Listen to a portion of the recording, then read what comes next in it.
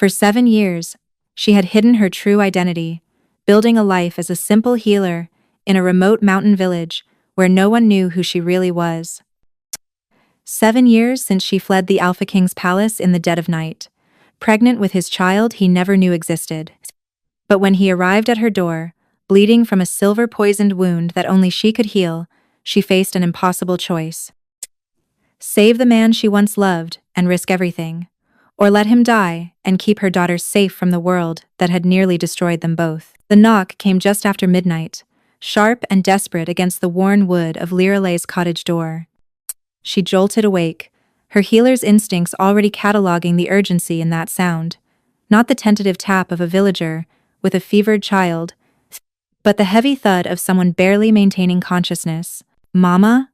A small voice drifted from the loft above. "Someone's hurt." "Stay there, Arya," Liralay commanded softly, wrapping her shawl around her shoulders as she approached the door. Her 6-year-old daughter had inherited more than just her healing gift. She could sense pain like a beacon in the darkness. The mountain village of Thornhaven had been their sanctuary for 7 years. 7 years since Liralay had shed her true name, Seraphina, like a snake shedding skin.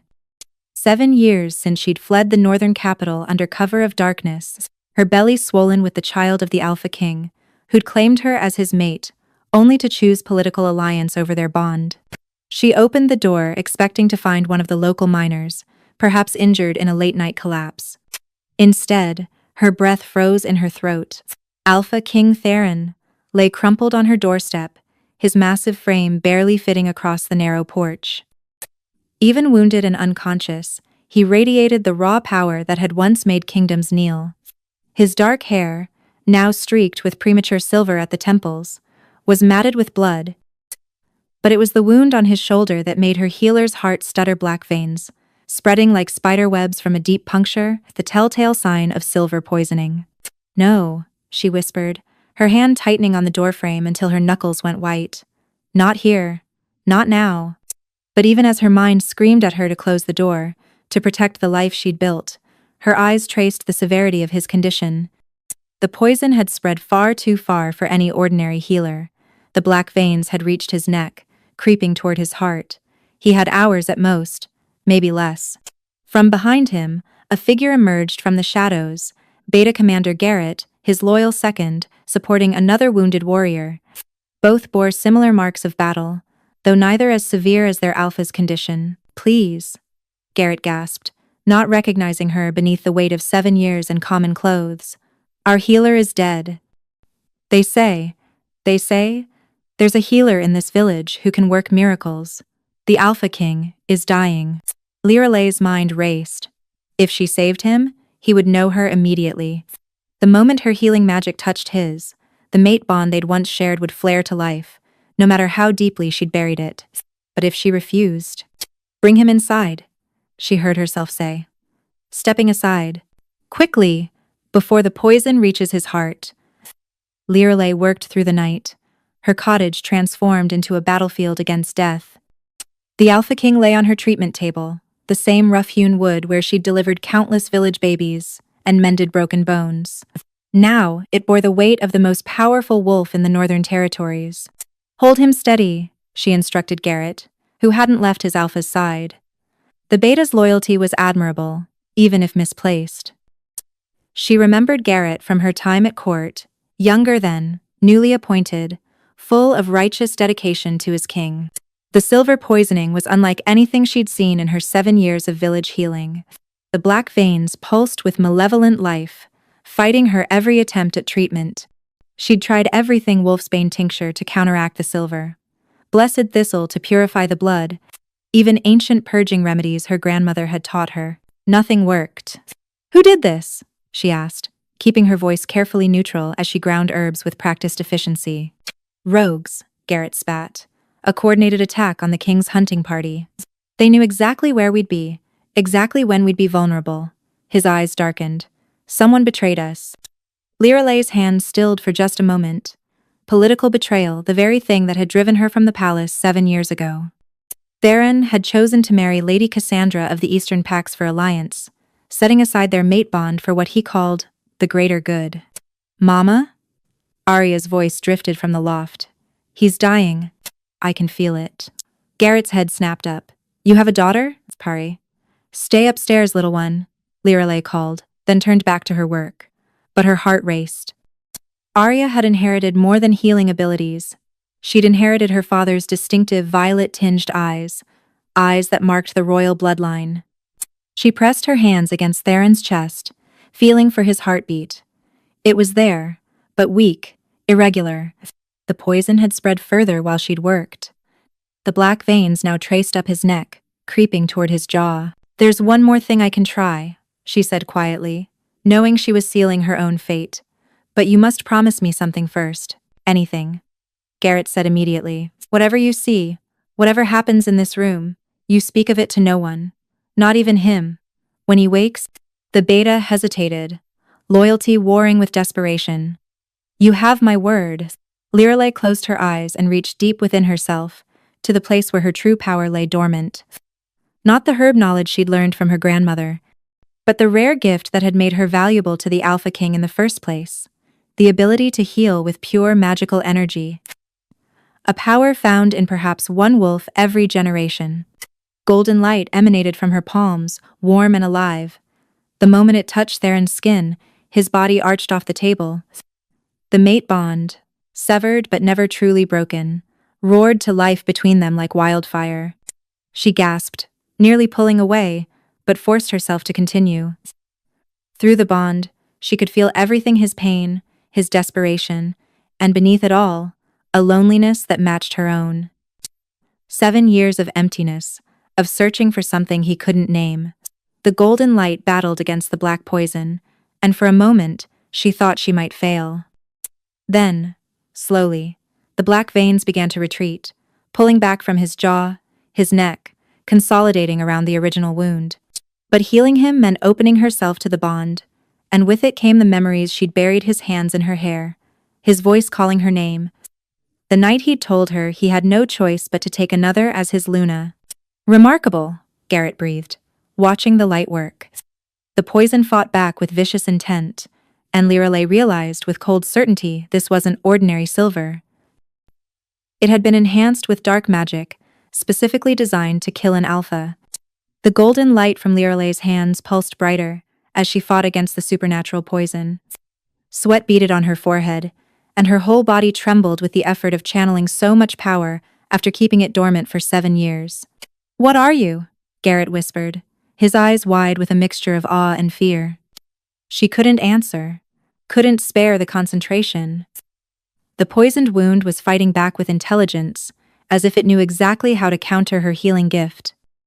This was no random rogue attack. Someone had crafted this poison specifically to kill an Alpha King, someone who knew the ancient ways. Theron's body convulsed on the table, and his eyes snapped open, not the warm brown she remembered, but blazing alpha gold. His wolf was fighting for dominance, trying to heal him from within, but the poison turned his own power against him.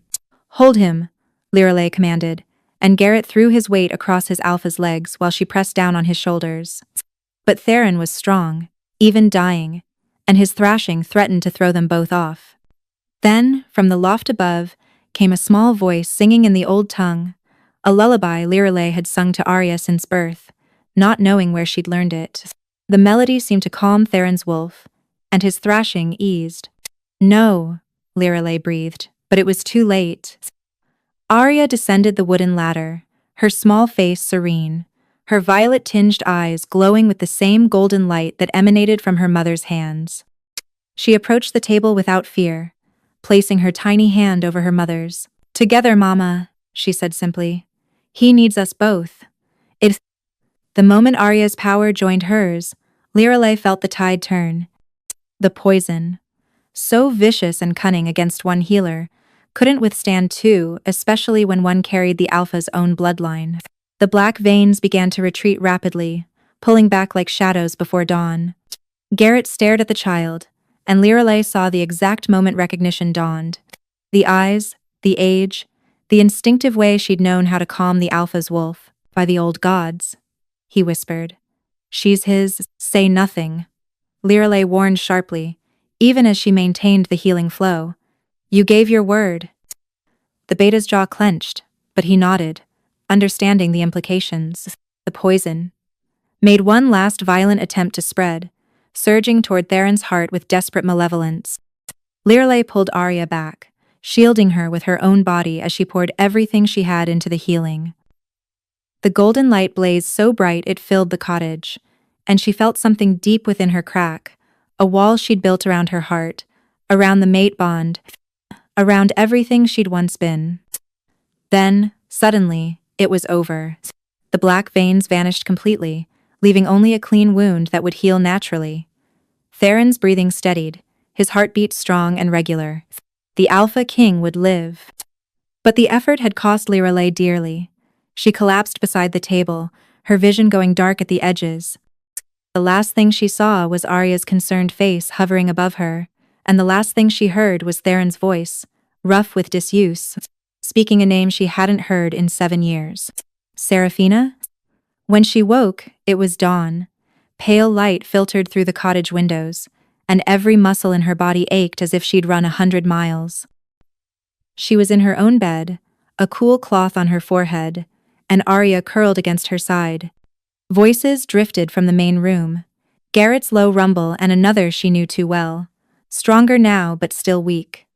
Theron was awake, alert, and from the tone of their conversation, asking questions. The healer collapsed after saving you, my king. She has a gift I've never seen before. Where is she from? How long has she been here? Lirelei forced herself to sit up, knowing she had to face this moment. 7 years of hiding were over. Lirelei stood in the doorway of her own cottage, watching the Alpha King who'd once held her heart. Theron sat at her simple wooden table, his broad shoulders tense, his dark hair falling across his forehead in a way that was achingly familiar. When he turned to look at her, she saw the exact moment recognition fully dawned. Seraphina, he breathed, rising so quickly the chair scraped against the floor. It's really you. That's not my name anymore, she said quietly, pulling her shawl tighter. I'm Lirelei now, the village healer, nothing more.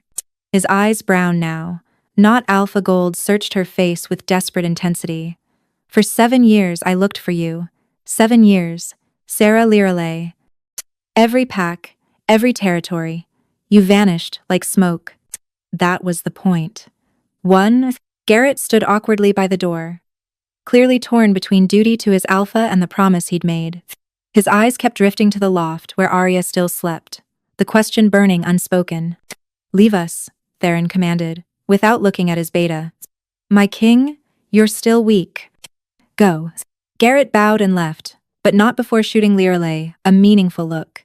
He would keep her secret for now, but for how long? The cottage felt impossibly small with just the two of them. Theron took a step toward her, and she immediately stepped back, maintaining the distance between them like a shield. Castor. You let me believe you were dead, he said, his voice raw. The night before my wedding to Cassandra, you disappeared. Your chambers were empty. Your scent trail ended at the river. We searched for bodies for weeks. You made your choice, Lirelei replied, proud of how steady her voice remained. You chose your alliance, your political marriage. I chose freedom. I had no choice. The words exploded from him with such force that something on the shelf rattled. The Eastern Pax would have attacked. Thousands would have died. I thought you understood. I understood perfectly. She cut him off. I understood that our mate bond meant less than politics. That what we had was disposable when something more advantageous came along. He flinched as if she'd struck him. That's not Cassandra died 3 years ago, 4 years after our marriage. The words hung between them, heavy with implication. Lirelei felt something cold settle in her stomach. I'm sorry for your loss. It was never a true mating, he said quickly. Political only. She knew it, I knew it. We never. He trailed off, running a hand through his hair in frustration. Why am I explaining this? You're here. You're alive. That's all that matters. Mama? Both adults turned to see Arya descending the ladder, her small feet bare, her dark hair mussed from sleep. She froze when she saw Theron standing there, her violet-tinged eyes wide with the instinctive recognition all young wolves had for an alpha's presence. Theron went completely still, his gaze locked on the child. Lirelei watched the calculations happen, the age, the eyes, the way Arya's power had resonated so perfectly with his during the healing. "Go back upstairs, sweetheart," Lirelei said quickly. But it was too late. Arya tilted her head, studying Theron with that unnerving directness children possessed. "You feel familiar," she said simply. "Like Mama, but different, stronger." Theron's legs seemed to give out. He sank onto the nearest chair, his eyes never leaving Arya's face. "How old are you, little one?" "6," Arya replied proudly. "Kantik, my birthday's next month. I'll be 7 then." Lirelei closed her eyes, knowing the exact calculation he was making. 7 years since she'd fled. 9 months would make the timing perfect. "Sarah," his voice cracked on her old name. "Is she? The Siamaris?" "Arya, go gather eggs from the chickens," Lirelei commanded, her tone brooking no argument. "But Mama, now." The little girl huffed but obeyed, grabbing the basket by the door. The moment she was gone, Theron was on his feet, crossing to Lirelei in 2 strides. "She's mine." Not a question but a statement.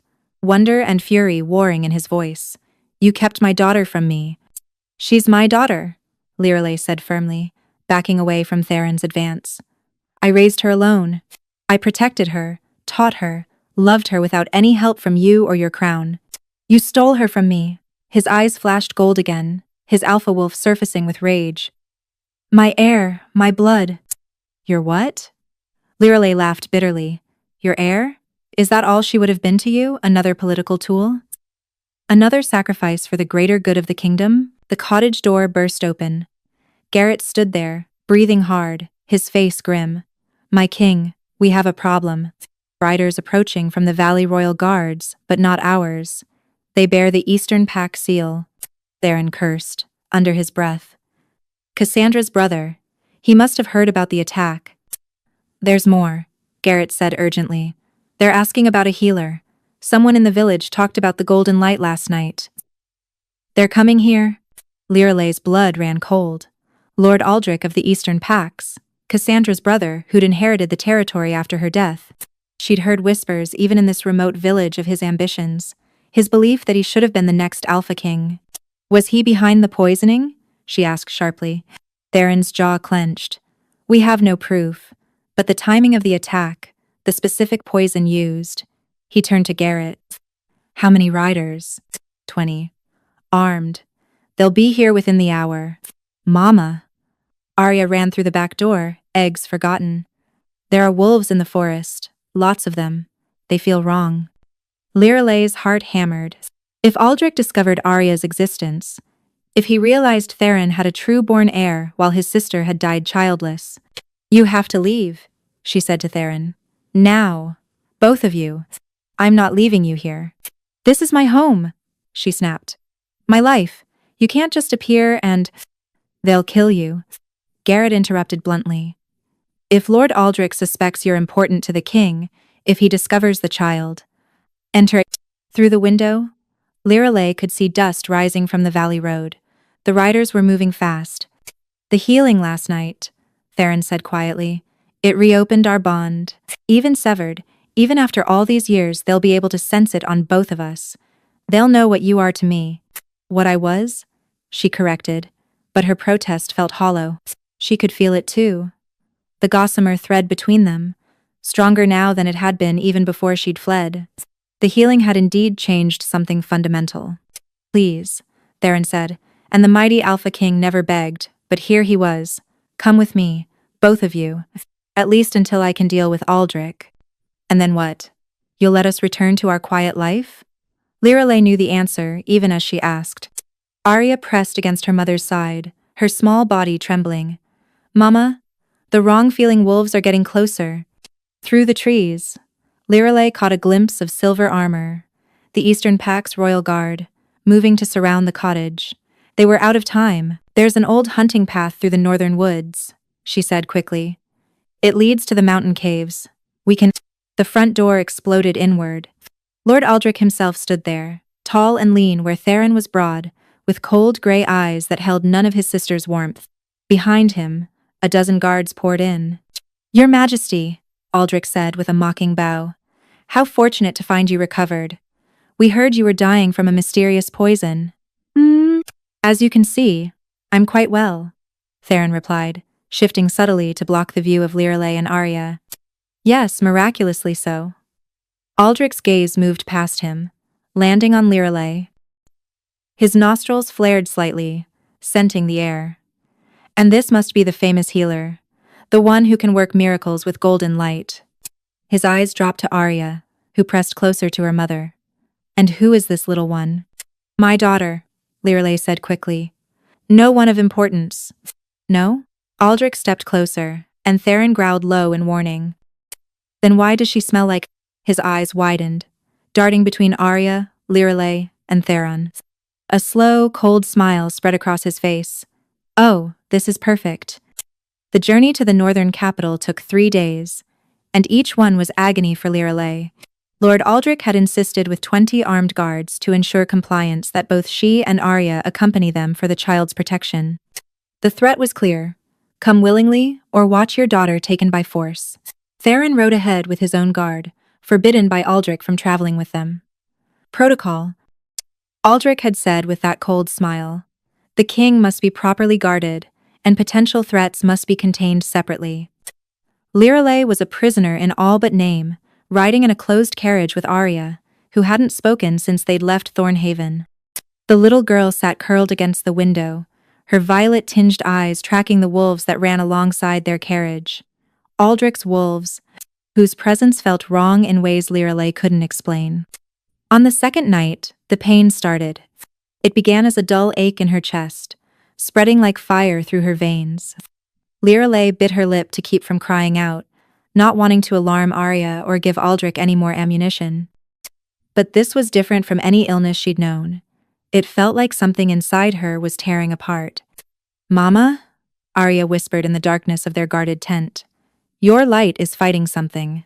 Through her pain-hazed vision, Lirelei could see it golden light flickering under her skin, pulsing erratically like a heartbeat out of rhythm.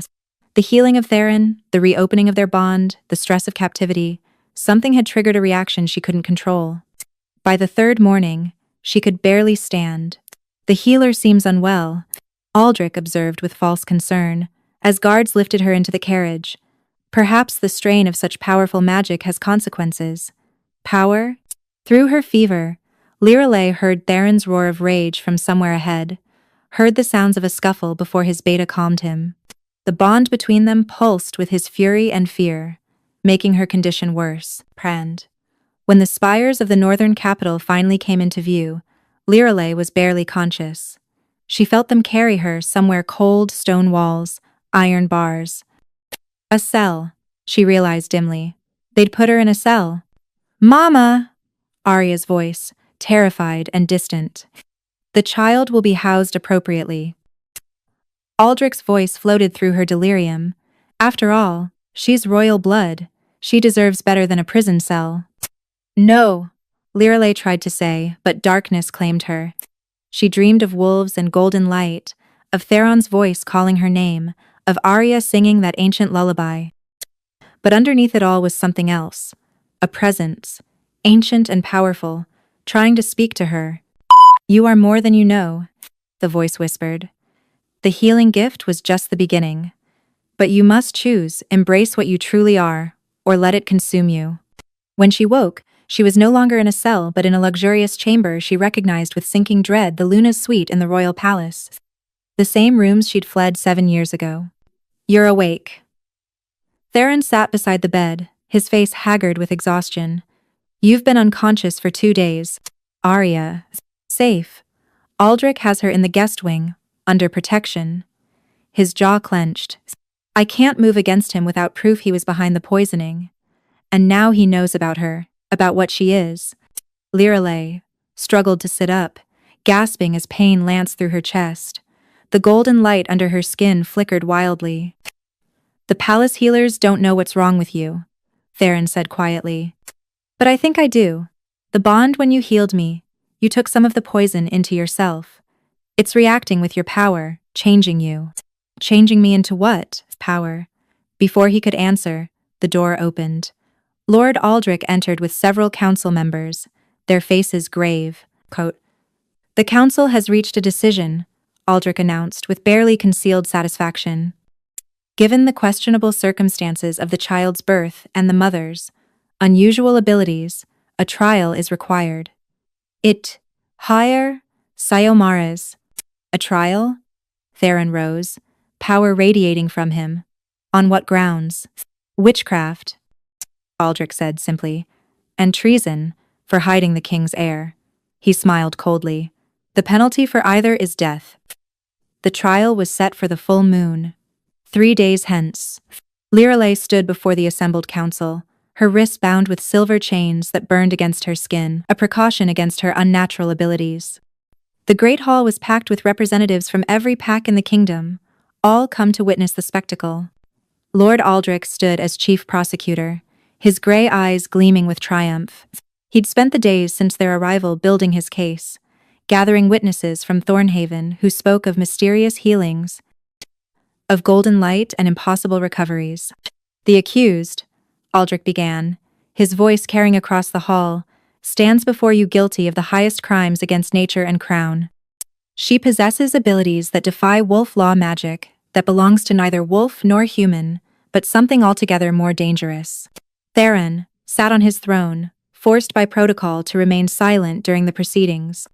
But Lirelei could feel his rage through their bond, could see his hands gripping the throne, arms so tightly the wood creaked. "Furthermore," Aldrich continued, "she committed treason by hiding the king's heir for 7 years, denying the crown its rightful successor, denying the kingdom the stability of a known heir." "I protected my daughter," Lirelei said, her voice steady despite her exhaustion. The mysterious illness still plagued her, golden light flickering unpredictably beneath her skin. "Your daughter," Aldrich's laugh was cold. "The child belongs to the crown, to the kingdom. You had no right." "I had every right." Lirelei lifted her chin. "The king chose another as his Luna. He severed our bond for a political alliance.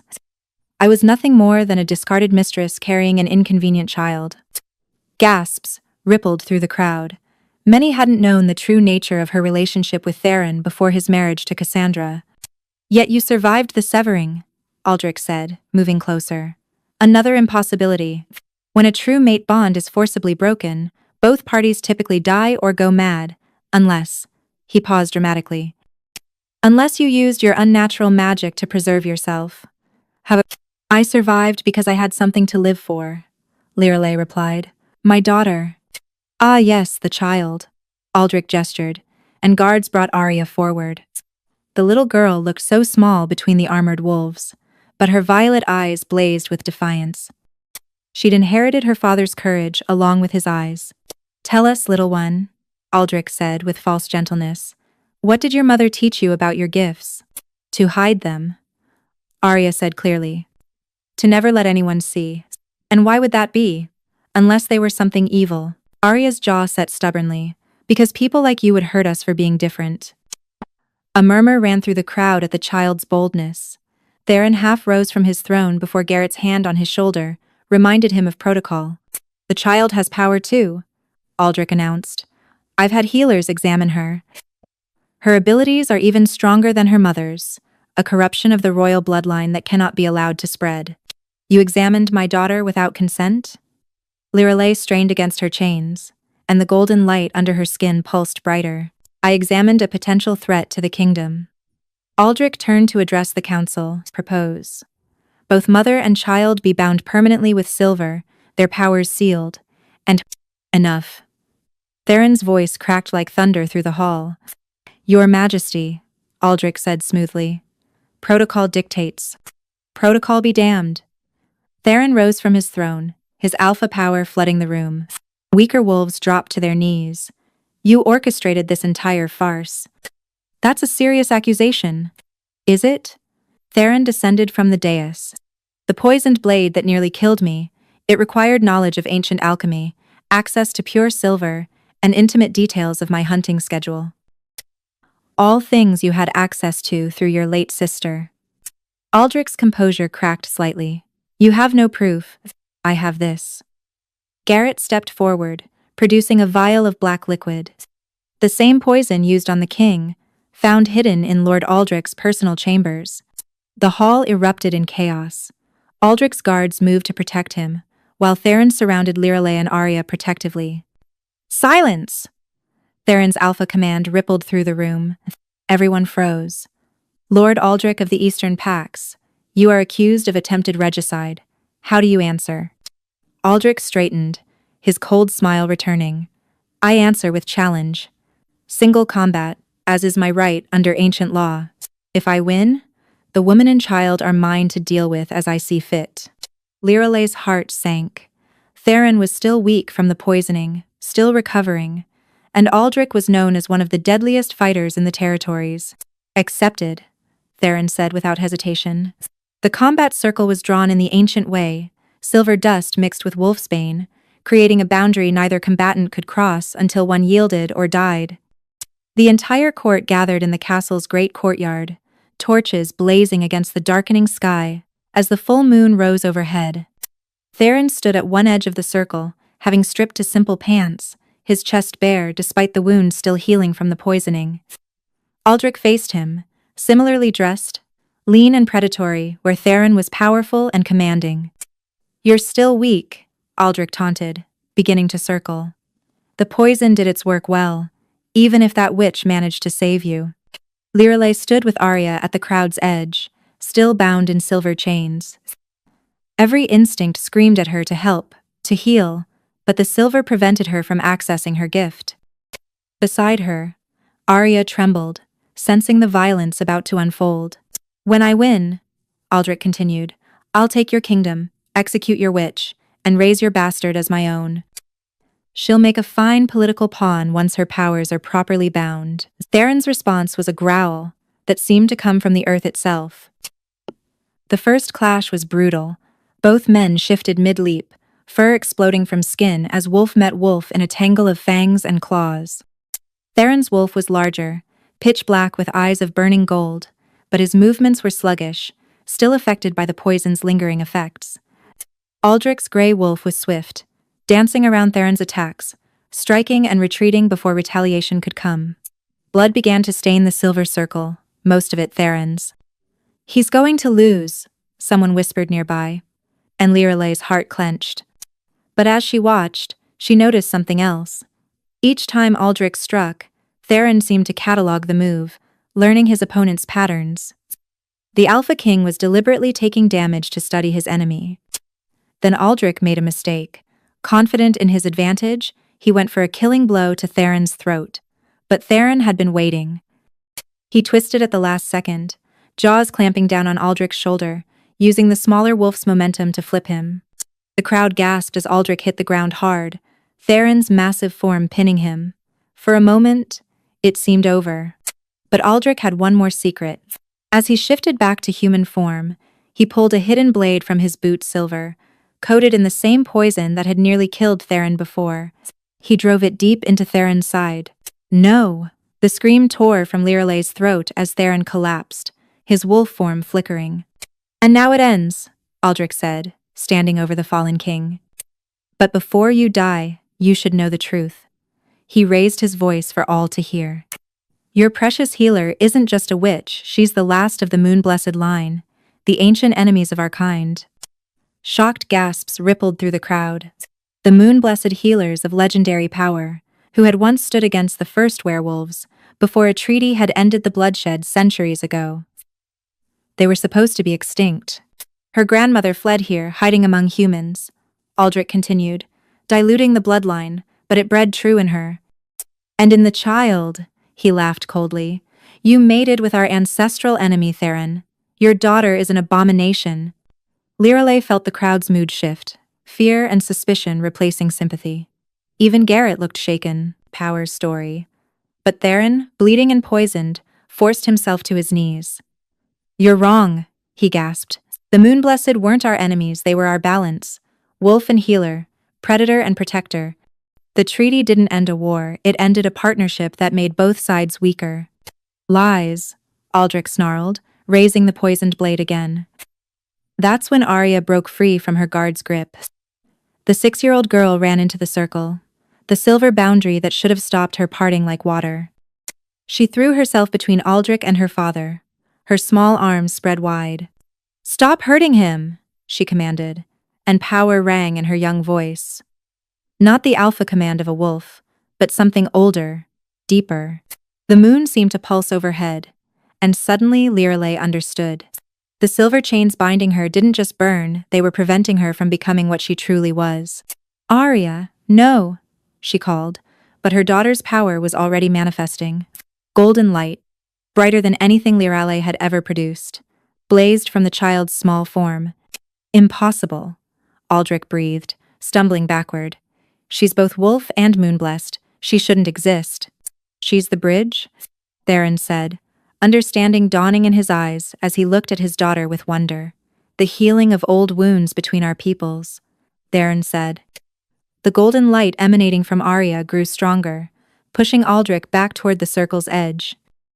But Lirelei could see the cost. Her daughter's small body wasn't meant to channel such power. Arya's nose began to bleed, her legs shaking with effort. "Stop." Lirelei fought against her silver chains, feeling them cut deeper into her wrists. "Arya, you have to stop." "Can't," Arya gasped. "He'll hurt Papa." That single word, Papa, spoken for the first time, nearly broke Theron's composure, even as he bled from Aldrich's poisoned blade. Aldrich saw his opportunity. As Arya's power flickered from exhaustion, he lunged not for Theron, but for the child herself. His claws extended, aimed for her throat. The world seemed to slow. Lirelei felt something deep within her snap, not breaking, but breaking free. The silver chains holding her shattered like ice, and she moved faster than thought, faster than any human or wolf should be able to move. She caught Aldrich's wrist inches from Arya's throat, and when she spoke, her voice carried the authority of centuries. "You will not touch her." Power flooded through her, not just the healing light she'd always known, but something far more ancient. The truth of her heritage, suppressed for generations, finally awakened. She was moon-blessed, yes, but not just any healer. She was the direct descendant of the first moon-blessed queen, the one who had made the original treaty with the wolves. Aldrich tried to pull away, but her grip was iron. Where her fingers touched his skin, silver light spread like frost, and he screamed. "The moon-blessed were never weak," Lirelei said, her voice carrying to every corner of the courtyard. "We chose restraint, we chose peace. Threaten our children, and you'll remember why your ancestors feared us." She released Aldrich, and he crumpled to the ground, the silver light having burned through his corruption. He was still alive, but barely. "Mama," Arya whispered, swaying on her feet. "You're glowing." Lirelei looked down and saw her daughter was right. Her entire body emanated a soft silver light, the opposite of her golden healing glow. This was the power of judgment, of protection, of ancient authority. "The old laws," someone in the crowd whispered. "If she's truly moon-blessed royalty, then she has equal claim to judgment in this trial." Elder Fennec, the oldest council member, stepped forward, quote, "The treaty states that in matters involving both our kinds, both authorities must agree." Theron had managed to stand, one hand pressed to his poisoned wound. His eyes never left Lirelei's face, and she saw no fear there, only awe, and something deeper. "Lord Aldrich confessed to attempted regicide," Lirelei said, her voice carrying new authority.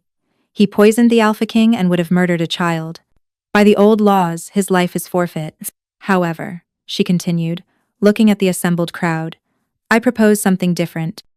Aldrich represents the fear and hatred that have festered between our peoples since the treaty separated us. Killing him solves nothing." She knelt beside Aldrich's writhing form and placed her hands on his chest. But instead of the golden healing light, silver fire poured from her palms. Aldrich screamed as it burned through him, not destroying, but purifying. "I take from you the corruption of hatred," she said formally. "The poisoned thoughts that led you to these acts. You will live, but you will remember what you've done with clear eyes and bear that burden forever." When she finished, Aldrich lay gasping but changed. Power. His eyes, when they opened, were clear of malice for the first time and filled with horror at his own actions. "The Eastern Pax will need new leadership," Lirelei said, standing. "Someone who understands the value of unity over division." You're not just deciding his fate, Elder Fennec said slowly. You're claiming your ancient right equal rule with the Alpha King. The courtyard fell silent. Everyone looked between Lirelei and Theron, understanding the implications. The choice is yours, Fennec said to Lirelei. Accept your heritage and stand as moon-blessed queen alongside the Alpha King, or reject it and return to your simple life, if such a thing is even possible now. Siomaris? Lirelei looked at Arya, exhausted but proud, then at Theron, poisoned and bleeding but still standing strong. I fled 7 years ago because I had no place here, she said quietly. A discarded mate, a secret mistress. I won't accept that again. Theron stepped forward, dropping to one knee, despite his injuries. Then accept what you should have been from the beginning. My equal. My partner. My true Luna. Not through mating alone, but through the ancient balance our kinds were meant to maintain. Pretty words, Lirelei said, though her heart raced. But you chose politics over love once before. I chose fear over faith, Theron corrected. I feared war, feared loss, feared being the king who broke centuries of tradition, that our daughter, his voice caught on the word. She's proof that tradition was wrong. Wolf and Moonblessed together don't create weakness. They create something stronger than either alone. Lirelei stood frozen in the courtyard, silver light still emanating from her skin, the weight of centuries pressing down upon her shoulders. The crowd held its collective breath, waiting for her answer to Theron's proposal. But before she could speak, her knees buckled. The silver light flickered and went out like a snuffed candle. She felt herself falling, heard Arya scream, "Mama!" Felt strong arms catch her before she hit the ground. Theron's arms. Despite his own injuries. "What's happening?" he demanded, looking at Elder Fennec. The old wolf's face was grave. The awakening of such power after generations of suppression. There's always a price. Lirelei could feel it now. The terrible cost of wielding her ancestral power. It was consuming her from within, her body unable to contain what had been released. She'd saved them all, but at the cost of her own life. "No," Theron growled, gathering her closer. "There has to be something." "There is," Fennec said quietly, "but you won't like it." Through her fading vision, Lirelei saw them carrying her to the castle's ancient chamber, the one where the original treaty had been signed. Symbols she'd never seen but somehow recognized covered the walls, the combined history of Wolf and Moonblessed. The first Moonblessed queen faced the same choice, Fennec explained as they laid her on the stone altar. Power too great for a mortal form to contain. She had to choose die human or become something more. "More," Theron demanded. "The ritual of joining," Fennec said. Wolf and Moonblessed united, not just in mating but in essence. She would become both, fully. But it requires a willing wolf to share the burden, Garrett finished, understanding dawning in his eyes. To split their own essence and merge it with hers. The wolf usually doesn't survive the process. "I'll do it," Theron said immediately. "You can't," Garrett protested. "You're already weakened from the poison. The kingdom needs unity?" Theron interrupted. "And I need her." He looked down at Lirelei's pale face. "I failed her once. I won't fail her again." "It might not work," Fennec warned. "You're both already damaged you from poison. Her from power. The ritual could kill you both." "Then our daughter becomes queen," Theron said simply. "She's already shown she's both wolf and moonblessed. She's what we were meant to become." "No," Lirelei whispered, forcing her eyes open. "Won't let you die for me." "Die for you?" Theron laughed bitterly. "Sarah, I've been dying without you for 7 years. This is living. This is choosing us over fear. Papa, don't leave me," Arya sobbed, clinging to both her parents. "Never," Theron promised, kissing his daughter's forehead. "No matter what happens, we'll never truly leave you." The moon reached its zenith overhead, shining through the chamber's crystal dome. The symbols on the walls began to glow half silver, half gold. "It must be now," Fennec said urgently. "The moon's power is strongest." Theron lay beside Lirelei on the altar, taking her hand in his. "Together?" "Together," she whispered, though tears streamed down her face. Fennec began the ancient chant. words in a language that predated both wolf and human. The symbols on the walls blazed brighter, power filling the chamber like a living thing. Lirelei felt Theron's essence flowing into her through their joined hands, wild and free, the strength of the wolf, the power of the alpha. At the same time, her own power flowed into him, healing and light, judgment and mercy. The pain was excruciating, like being torn apart and remade at the most fundamental level. She heard Theron roar in agony, felt his hand crushing hers, heard Arya sobbing somewhere beyond the circle of power. Then, suddenly, silence. Lirelei opened her eyes to find herself standing in a place that wasn't quite real. A moonlit forest that existed between dream and waking.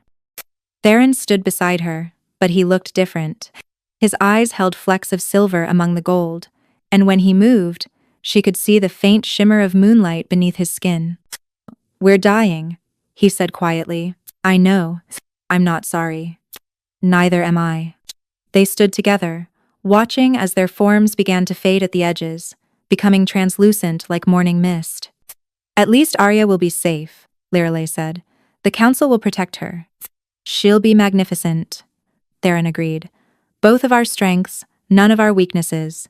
As the final darkness approached, Lirelei heard something, a voice, ancient and amused. "Did you think it would be that easy? The first queen didn't die, children. She became eternal, as will you." Light exploded through the forest, and Lirelei gasped as she felt herself being pulled back, reformed, renewed, but different. Fundamentally, irrevocably different. Lirelei's eyes snapped open to find herself still on the altar, but everything had changed. Her vision was sharper, picking up details no human eyes could see. The individual dust motes dancing in the moonbeams, the pulse of blood in every person present, the threads of power connecting all living things. Beside her, Theron stirred, and when their eyes met, she gasped. His were no longer just gold but threaded with silver, mirrors to her own silver-shot golden gaze. "Impossible," Elder Fennec breathed. They both survived. But it was more than survival. Lirelei could feel it. Theron's wolf lived within her now, not as a separate entity, but as part of her very being. And in him, her moon-blessed power had taken root, tempering his raw strength with healing light. "Mama? Papa?" Arya's voice was small, frightened. Lirelei sat up, marveling at how easy the movement was. The exhaustion, the pain all gone. She felt stronger than she ever had, yet also more at peace. Powers. The war between her two natures had ended because they were no longer separate. "We're here, little one," she said, holding out her arms. Arya flew into their embrace, and the moment the three of them connected, power rippled outward. The watching crowd gasped as every wolf present partially shifted, not into full wolf form, but into something between. And more shocking, several humans among the servants began to glow with faint healing light. "The balance," Fennec whispered in awe. "They've restored the balance. The joining wasn't just between them, it's awakening the old blood in others." Theron stood, lifting Arya with one arm while helping Lirelei to her feet with the other. When he spoke, his voice carried both the Alpha's command and the moon-blessed authority. "The age of separation ends tonight," he declared. "For too long, our kinds have lived apart, fearing what we could become together. But look," he gestured to their daughter, who glowed with both silver and gold light. "This is our future, not wolf or moon-blessed, but both. United." Lord Aldrich, still kneeling where Lirelei's power had purified him, spoke up. "The other packs won't accept this easily, blasphemy. There will be those who see it as blasphemy. Then they'll face us," Lirelei said, her voice carrying new steel. "Together." She felt the truth of it through the bond she now shared with Theron, not the incomplete mate bond of before, but something deeper. They were literally two halves of a greater whole now, able to sense each other's thoughts and feelings while maintaining their individual selves. "Can you hear me?" Theron's voice echoed in her mind. "Always," she responded, marveling at the intimacy of it. "The Eastern Pacts," Aldrich continued, his voice rough with shame. "I offer them to you freely. Let them be the first territory to embrace this new unity." "No," Lirelei said, surprising everyone. You'll keep the eastern packs, Lord Aldrich, but you'll rule them differently. You've felt the corruption of hatred burned away, you know its cost now. Who better to teach others the price of prejudice? Aldrich's eyes widened with surprise and something like gratitude. There's more, Elder Fennec said, studying them with ancient eyes. The ritual you survived, it's created something unprecedented. You're not just wolf and moon blessed, you're the first of a new kind entirely. Your children, he paused meaningfully, all your children will carry both bloodlines equally. Lyrelay felt heat rise in her cheeks as the implication sank in. More children. The thought should have terrified her, but through their bond, she felt Theron's joy at the possibility, tempered with patience. They had time now, all the time they needed. The coronation, Garrett said, ever practical. If we're to announce a moon-blessed queen alongside the Alpha King, it should be done properly, with all the packs present. 3 days, Theron decided. Send riders to every territory. Let them come and see what we've become. Let them choose, embrace the new age or cling to the old. As the crowd dispersed to prepare, Lyrelay found herself alone with Theron and Arya for the first time in 7 years. They stood in the moonlit courtyard where so much had changed, and she felt suddenly shy. I'm sorry, Theron said quietly, for choosing fear over love, for letting you leave, for taking 7 years to become the man you deserved. I'm sorry too, Lyrelay replied. For running, for hiding our daughter, for not fighting for us. Mama and Papa are silly, Arya announced with childhood wisdom. You both did what you thought was right, but now you can do better. Theron laughed, the sound rich and warm. She's definitely your daughter. Our daughter, Lyrelay corrected, and felt the rightness of it settle into her bones. As they walked back to the castle together, Lyrelay noticed something strange. Every wolf they passed bore a faint mark, a silver crescent amid their fur. And every human servant had the slightest golden glow to their skin.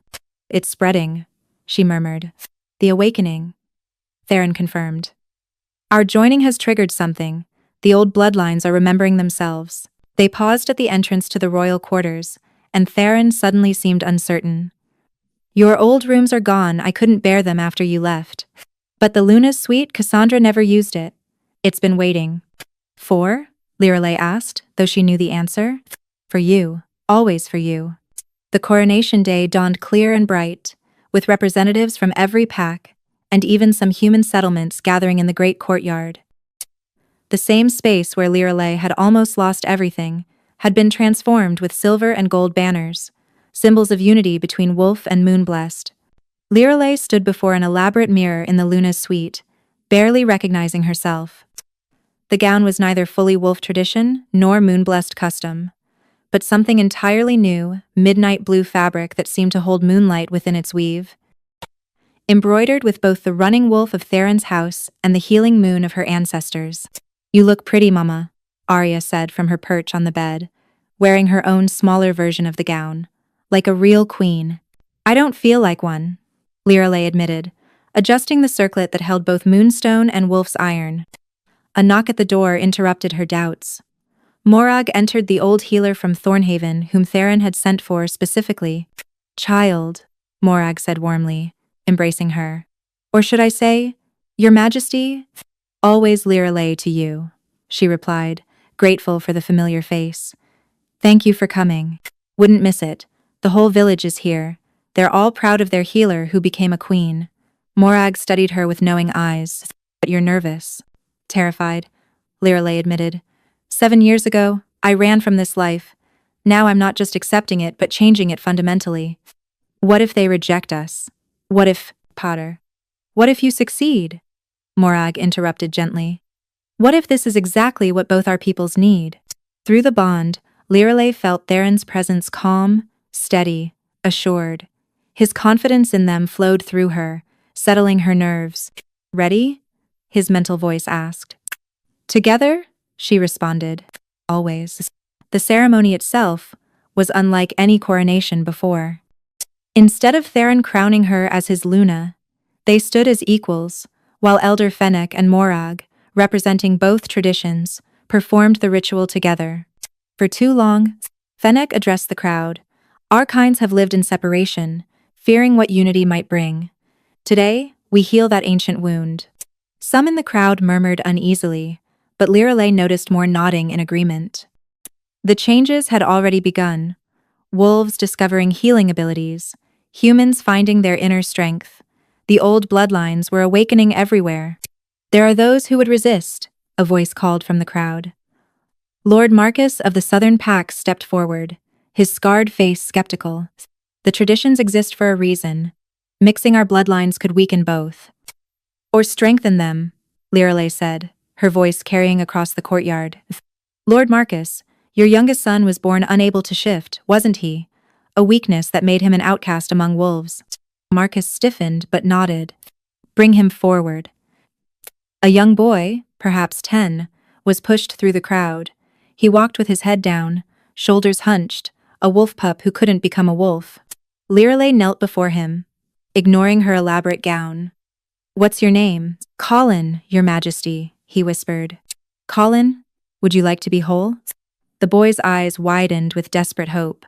But I'm broken, the healers said. The healers were working with incomplete knowledge. She took his small hands in hers. You're not broken, you're waiting. She let her power flow, not the golden healing light or the silver judgment, but both combined. The boy gasped as the energy entered him, awakening something that had always been there but dormant. Now she said gently. Try again. Colin closed his eyes, and for a moment nothing happened. Then his form shimmered, and where a boy had stood, a young wolf appeared, but not just any wolf. His fur held threads of silver among the brown, and when he lifted his head to howl, the sound carried a harmonic note that made everyone shiver. He's both, Marcus breathed, falling to his knees. My son is both wolf and moon-blessed, as are many, Theron said. The bloodlines were never meant to be pure. They were meant to grow, to adapt, to become more than their origins. The crowd erupted in discussion, but it was excitement now, rather than fear. Parents brought forward children who'd been deemed weak or strange, and in each, Lirale and Theron found traces of the combined heritage.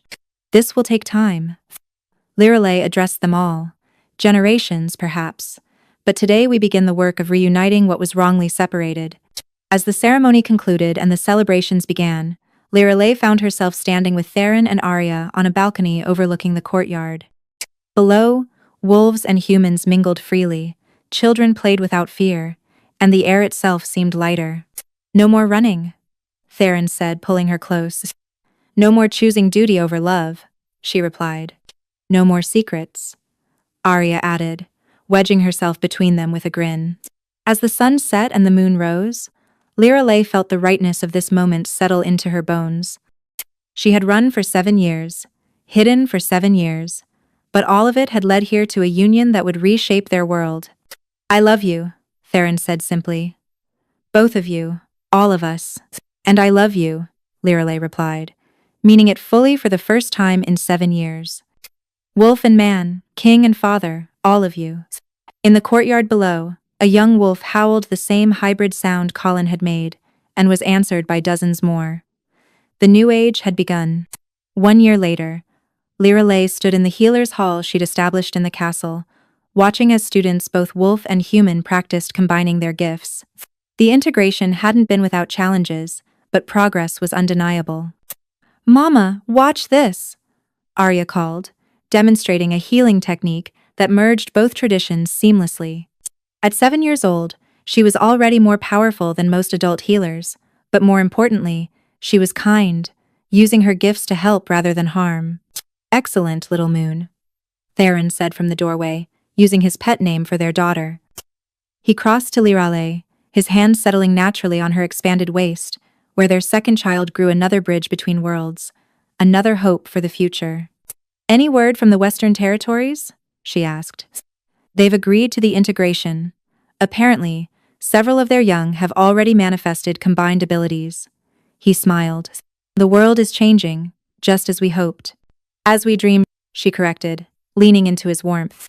Lord Aldrich appeared in the doorway, much changed from the bitter man he'd been. Your Majesties, the delegation from the far northern clans has arrived. They're requesting an audience about establishing their own healer schools. We'll see them shortly, Theron replied, but his attention was on his family. As Lirelei watched her daughter teach, felt her mate's presence beside her and their child growing within, she marveled at the journey that had brought them here. 7 years of exile had become the foundation for a revolution, not of war, but of unity. The healer queen and the alpha king, bound not by tradition but by choice, not by duty but by love. And in their union, a new world was being born. The age of separation had ended, the age of unity had begun. And somewhere in the village of Thornhaven, stories were already being told of the healer who had fled a king only to return and remake the world.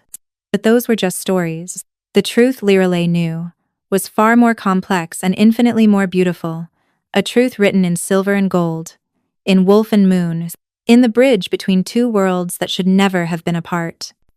She was home. They all were. Finally.